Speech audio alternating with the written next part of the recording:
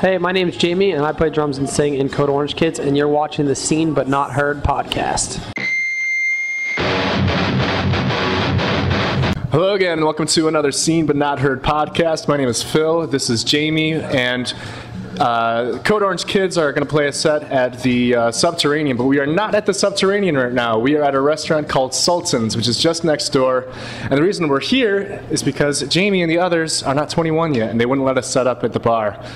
So let's start off there. Jami, your band is getting a lot of attention these days, Code Orange Kids, on a lot of people's radars. And I think one of the things that makes your band so intriguing is that you guys are so young.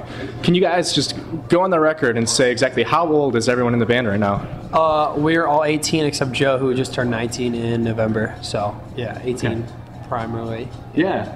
That's cool. I think that's something that really excites people is when they see a really talented band and find out that they're so young, and there's just kind of like that hope that, like, yeah, these guys are going to be around for a while. They're going to make some great music. How long have you guys actually been together as a band, and can you talk about how you guys found each other and got your start and everything? Yeah, we've been playing together for a couple years. Like, we all met each other in either middle school or like right at the beginning of high school. We all became really close friends. We played together in some like different incarnations of basically the same people, but we really like started doing what we're doing now probably like, I would say when we put our demo out, so we're like last November, a little bit before that, so maybe like a year and a half, 2 years we've been around, I guess. And yeah, we just all met each other. We used to play like different types of music. We used to play like street punk and like all different shit.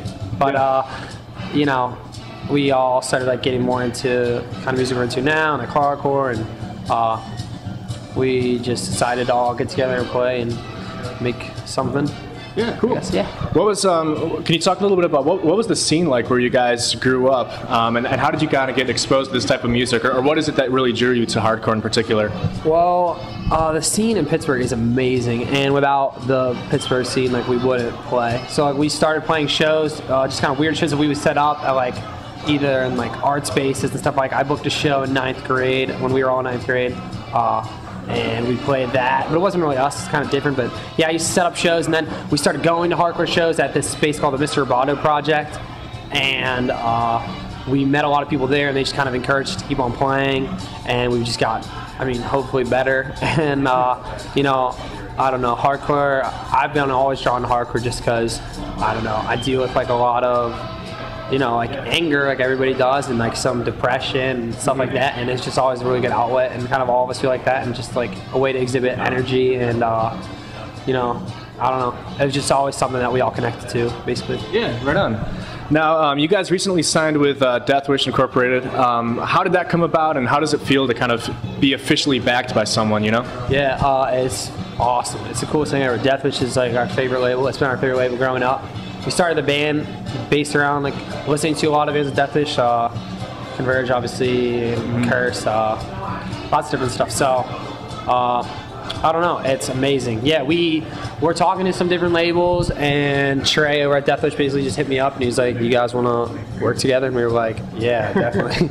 And we talked for a couple months or whatever, and just got announced. So we haven't ever been more excited by anything. It's really awesome. Right on. Now, we did a podcast last fall with Matt from Former Thieves, and at the end of that podcast, he mentioned that you're doing this tour with Xerxes, and he called you guys one of the best and brightest young bands out there. How does it feel to get support and recognition from your peers like that? It's really fucking awesome. It's amazing. I mean, like, a band like that is a band that we respect so much, not only as musicians, obviously, because they're amazing, but like when we first started playing, bands like them and Native, and besides all the Pittsburgh bands, like those were some of the first national bands who like listened to us or gave any shits about anything, to put it frankly. But you know, so really bands like that, especially them, like really like drove us to keep working, and like we did a small run of dates with them in the summer, which they kind of did for us. I feel like it's a favor, and like, you know, it's been really great. Like, they've just supported us so much. The support from those bands is why we're a band. In fact, when we were younger, those bands, people didn't support us, and like anybody, we probably would have gave up. But just the support is like amazing. And now we're touring with them again, so we're really excited. Coming up. And how has this tour been with Xerxes so far? You guys have been out on the road for a while now. Yeah, it's been like 6 weeks. It's been awesome. Those dudes are like my best friends now, and I know everybody probably says that or whatever. I don't really know, but we hang out with them every single day. We have a blast every day. When the shows are good, if the shows are bad, we always know that like we have good people around us, and it's been great. I couldn't ask for anybody better to tour with. They're a great band, great dudes. Yeah, facts.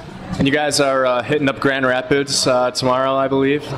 Make sure that you give them a great show. That's my hometown. I got a lot of love for that city. All right, absolutely. What are your plans for the rest of the year? I know that you guys are putting out a record on Deathwish later in the year, right? When do you have plans for going to the studio or writing or anything? We got a lot of plans. Like we have a split coming out on Top Shelf Records with our friends Full of Hell.